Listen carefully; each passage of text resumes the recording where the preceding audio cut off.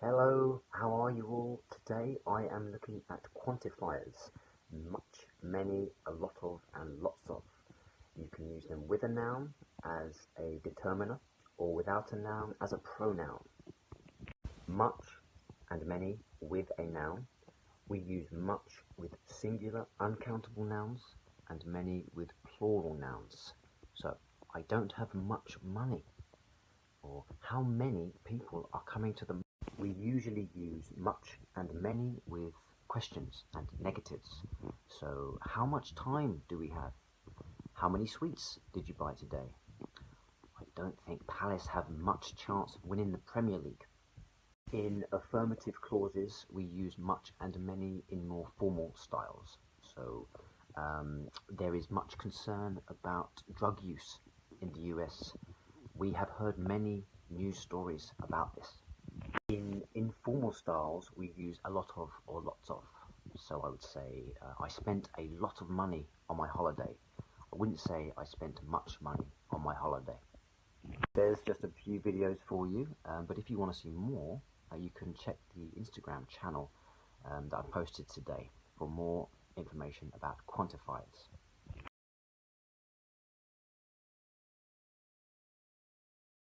Hey everyone, how you doing today? I am going to be looking at the irregular verb bring, past, present simple, past simple, brought, and the past participle is also brought. An example of present simple, and it's also continuous or progressive. Today I am going to be bringing you more videos in my story, so do check them out, or you are, right now. Past simple. Yesterday I brought you a longer video and posted it to my Instagram channel, so do check it out if you haven't already. Past participle is the same, so let's say you're going to a friend's house for a barbecue and you're supposed to take some meat and you arrive and you haven't. They might say, "You haven't brought any meat?" So we're talking about bring.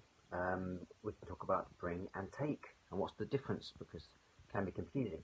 So if you're going somewhere, you can be asked to bring something to that place, and then when you go, you take that thing. You can see that brought is one of those words we have with the GHT ending, and they can be difficult to know how to pronounce. So tomorrow, I'm going to be looking at more common words that end in GHT.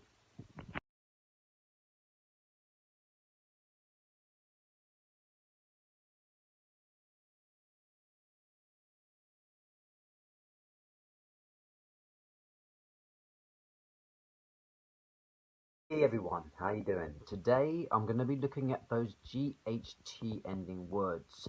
Good news is there's only 3 different sounds: ate, ought, and ite. So I've had a look at all of them, and I reckon there's only 17 like common ones, and there's only 2 with the 8 sound, and 8, the number, is one of them. Got to know that one. And then weight as well. So how heavy are you? That's your. So with the ought sounds, you have ought itself, you have taught, you have thought, brought, I was talking about that yesterday, and bought, and naught, which is another number, 0. The ite sound, there's actually 11. I thought there were 9, so there's 2 more. I'm going to try and get through them all. Right, might, sight, slight, fight, flight, bright, night. Probably haven't got them all, but they're written down, so check them out. Today I'm going to be looking at the irregular verb blow, the past simple, blew, and the past participle, blown. Present simple. I have to blow up these 50 balloons for this birthday party. Blowing up a balloon is the same as inflating it. Past simple. You'll never believe what happened yesterday. I was driving my car and my tyre blew. And that's the same as saying my tyre burst. When it opens up, lets all the air out. Past participle. So, I've blown up all those balloons. What's my next job? So, my tyre blew is the same as my tyre burst. And burst is another irregular verb that's always the same. So, I hope my tyre doesn't burst. Can you believe it? My tyre burst. Has yours ever burst? I recently gave you a saying, I'm stuffed, when you're full of food. There's another one, I'm fit to burst. Exactly the same when your stomach is so full it feels like it's going to burst open. That's gross. What does gross mean though? Find out in tomorrow's video.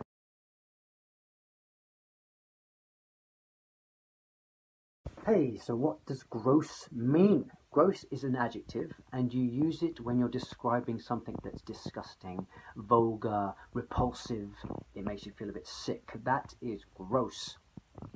Gross is also an adjective to describe something that is obviously unacceptable, especially a wrongdoing. So an example, Donald Trump being voted into presidency is gross negligence of a shitload of Americans. Negligence may also be a word that you don't know, and when someone is negligent, then they are not taking proper care of something. It's like neglecting. It's connected to neglecting. Gross is also used when you're working out the total of something before you take away any costs, like tax. The verb phrase for you, can't stand. When you can't stand something, it doesn't mean like you literally can't stand up, but you don't like something. So maybe you don't like washing up. I can't stand washing up. I do actually.